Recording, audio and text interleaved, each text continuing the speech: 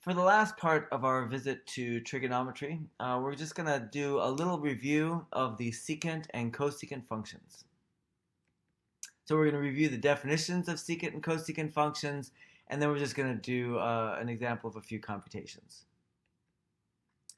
So remember back in the right triangle days, when had our old friend, there's theta, and there's the adjacent side, the opposite side, and the hypotenuse. For secant and cosecant, they were the reciprocals of the sine and cosine functions. So secant is hypotenuse over adjacent, which is exactly the reciprocal of what we had for cosine. And then cosecant is the hypotenuse over the opposite, which is exactly the reciprocal that we had for the sine function. If we want to look at the circle definition, that is fine. There's a theta that we might get in the second quadrant. We make our reference triangle with our x, y, and the radius of our circle.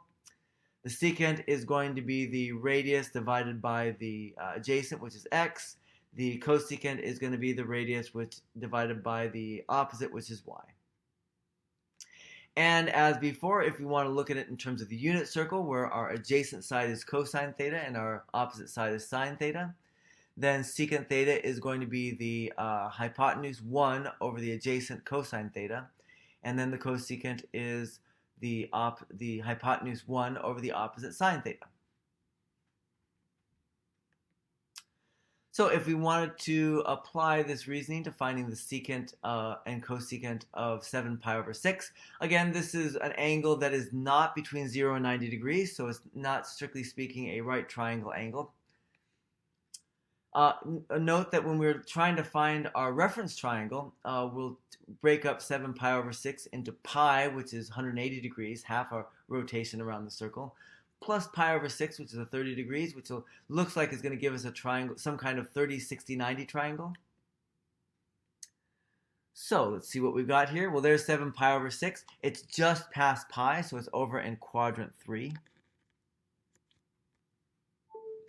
And what we need to do is set up a triangle that is going to be convenient to us. Well, we've seen, at least seen for me, I like to make my triangles where the radius is 2, so I don't get any fractions. If we do that, we get the angle there, pi over 6, which is 30 degrees.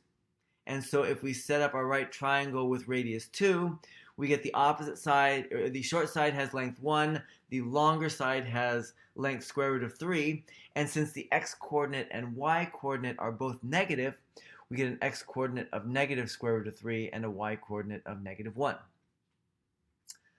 So if we want to figure out secant of 7 pi over 6, that is going to be the hypotenuse, which is 2, divided by the x-coordinate, the adjacent side, which is negative square root of 3, which is negative, gives us negative 2 over square root of 3.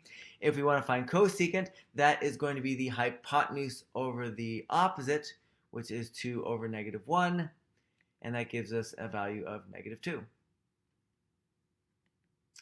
So I've got some activities for you to work on the secant and cosecant functions. You'll find those on the PDF file included with this video.